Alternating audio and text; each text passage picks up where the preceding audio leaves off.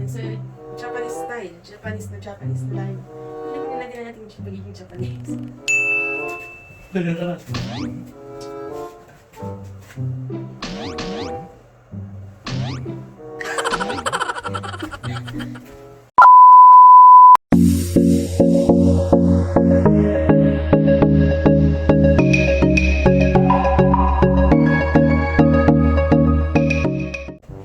Guys, ito yung yukata. Yukata. So, ito yung pambabae, ganitong kulay. And then, susok na natin siya. Hindi ako nilong paano isuot. Sariling sikat.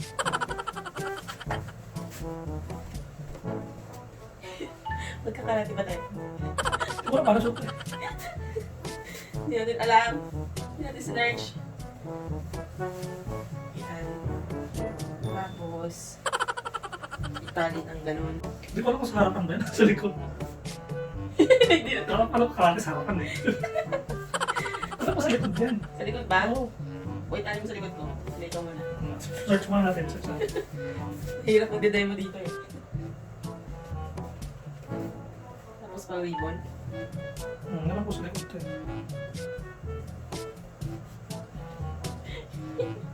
Hindi ko yun. Ba yan?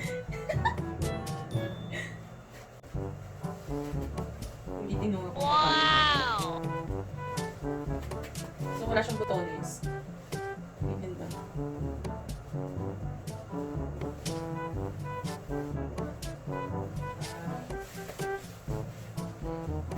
Mag-diskarte ka.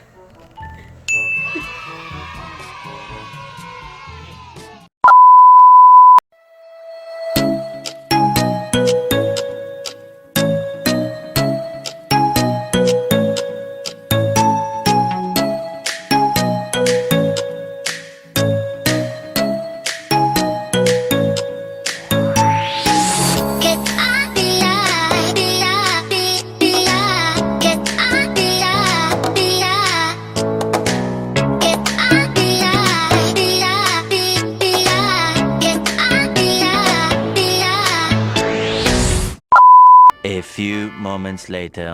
Yan guys, so ito yung ating breakfast. Meron tayong hotpot. Ito yung parang bento nila. Rice, and miso soup. Tapos yung salad. Yung fruits. Yung tea. And yung dressing. Nandun yung rice. Ito yung rice doon. Itong hotpot. Tofu ba?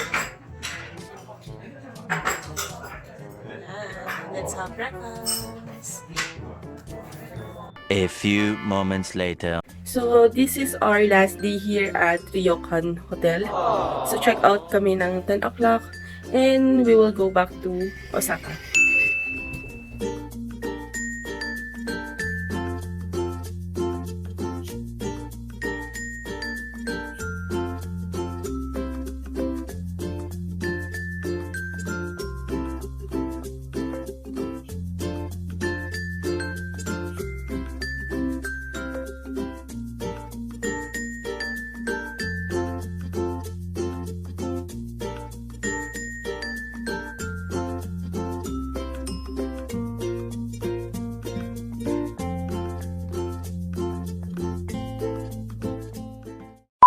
Meanwhile.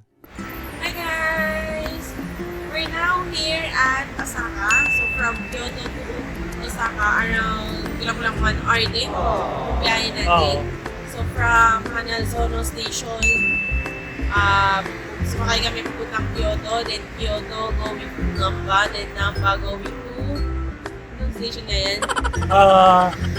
Anamachiyon Chome yun eh. Ayun, basta Amachiyon Chome. nilagay ko na lang dito or sa description box. Ayan, basahin nyo na lang Yung yan. station. So, ang nabook ni Patrick for our accommodation here at Osaka is itong nasa likod, yung Hotel Sunlight. So, dyan tayo mag-stay.